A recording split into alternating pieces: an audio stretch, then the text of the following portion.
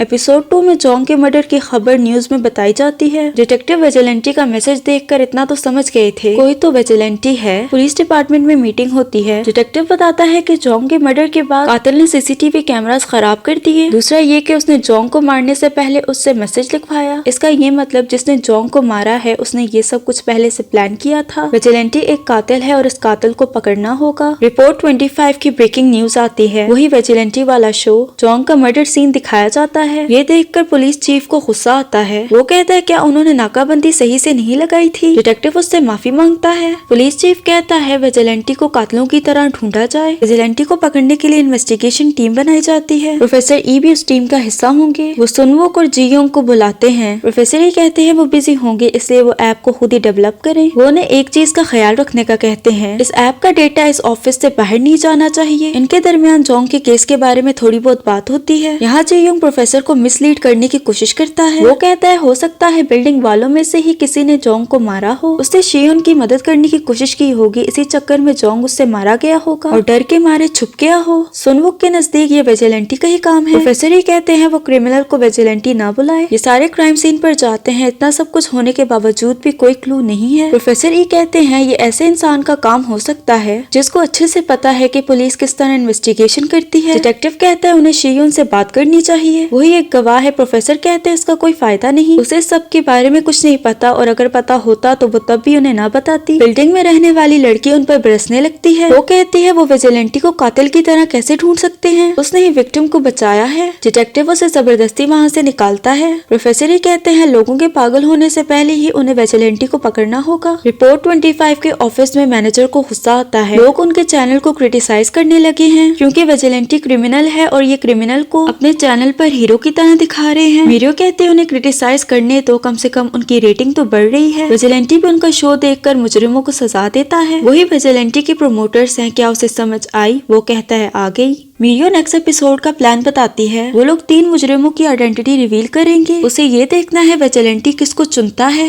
एक ने चोरी की थी, दूसरे ने मर्डर और तीसरे ने फ्रॉड। जुन कहता है जिसने भी जॉन्ग को मारा है लगता है वो साइकोपैथ है। भला कौन पुलिस को अपने पीछे लगाएगा। सुनवुक विजिलेंटी की तारीफें करता है। वो उसे जीयोंग से मिलाता है। दोनों उसकी टांग खींचते हैं। जीयोंग कहता है क्या उन्हें ये वार्निंग नहीं लग रही जैसे अगर बुरा करोगे तो ऐसा होगा। रिपोर्ट 25 का ब्रॉडकास्ट शुरू होता है। रिपोर्टर दुयोब की आइडेंटिटी रिवील करता है। ये कुछ टीनेजर्स के साथ एक औरत के घर में घुसा था। उन्होंने औरत और उसके बच्चों को मार डाला। पुलिस ने उसे कम सजा देकर छोड़ दिया क्योंकि उसने कहा था कि उसने ये सब कुछ शराब के नशे में किया है। जोन कहता है ये जानबूझकर अपने चैनल पे इनकी आइडेंटिटी रिवील कर रहे हैं ये देखने के लिए कि विजिलेंटी किसको चुनता है। सुनवुक कहता है विजिलेंटी पागल नहीं है। रात को जीयोंग आराम से कमरे से बाहर निकलता है। ये और सुनवुक हॉस्टल में एक ही कमरा शेयर करते हैं। वो प्रोफेसर के ऑफिस में घुसकर दुयोब की डिटेल्स निकालता है। जिस औरत और बच्चों को उसने मारा था वो उसकी एक्स एम्प्लॉय थी। वो उसके सोशल मीडिया की पिक्चर्स भी देखता है। कत्ल करने के बाद वो और उसके दोस्त कैरियोके में मजे करने के जहां उन्हें पुलिस ने पकड़ लिया। रिसेंट अपलोड हुई पिक्चर्स में वो क्लब का नाम देखता है जिसमें दुयोब जाता रहता है। वो उसके सोशल मीडिया अकाउंट पर नजर रखता है। ये वीकेंड्स पर अपने घर जा रहे थे। जुन जीयोंग को फिर से अपने साथ क्लब चलने का कहता है। वो मान जाता है। जुन को इस बात पर हैरत होती है। सब उसी क्लब में जाते हैं जहाँ पर दुयोब आता जाता है। दुयोब भी वहीं पर था। एक लड़की जीयोंग पर लाइन मारती है। वो उसे अपने साथ ले आती है। जीयोंग दुयोब की बातें सुनता है। वो अपने दोस्त को बताता है कैसे वो चालाकी करके जेल से छूटा। वो अपने कानून की तारीफ करता है। जीयोंग सारी बातें सुनता है। वो लड़की उसे साइड पर लेकर आती है। लड़की कहती है वो सारा टाइम दुयोब को देख रहा था तो क्या वो उससे मिलने आया है। दुयोब ड्रग्स बेचता है। उसे लगा था कि वो ड्रग्स लेने आया है। वो कहती है इसका कोई फायदा नहीं, वो सिर्फ इंटरनेशनल स्टूडेंट्स को बेचता है। जियोंग कहता है फिर वो ड्रग्स किसी और से ले लेगा। लड़की ड्रग्स खाकर उसे किस करती है जिससे ड्रग्स का असर उस पे हो जाता है। जियोंग की आंख अपने बेड पे खुलती है। वो हॉस्टल पहुंचता है। जुन कहता है क्या वो कल रात अपने घर पहुंच गया था। वो हाँ में जवाब देता है। जियोंग को उस औरत की आईडी मिलती है जिसे दुयोब ने मारा था। उसके बच्चों की वीडियो देखकर उसे बहुत दुख होता है। उसके कानों में दुयोब की आवाज गूंजती है जो अपने कानून को अच्छा कह रहा था। वो ड्रग ट्रांजैक्शन के बारे में सर्च करता है। थोड़ी इन्फॉर्मेशन लेने के बाद वो दुयोब का पीछा करता है। वो क्लब में नशे की पुड़ियां बेचकर अपने बॉस के पास जाता है। दोनों पार्सल एक्सचेंज करते हैं। इस काम के दुयोब को बहुत सारे पैसे मिलते हैं। वो अपने सीक्रेट घर में जाकर तिजोरी में पैसे रखता है। जियोंग ने अभी तक उस पर नजर रखी हुई थी। रिपोर्ट 25 का स्टूडियो दिखाया जाता है। 3 हफ्ते गुजर गए हैं। अभी तक विजिलेंटी का कोई भी केस सामने नहीं आया। मैनेजर कहता है हो सकता है विजिलेंटी ने किसी और को मारा हो जिसकी खबर उन्हें अभी तक नहीं मिली।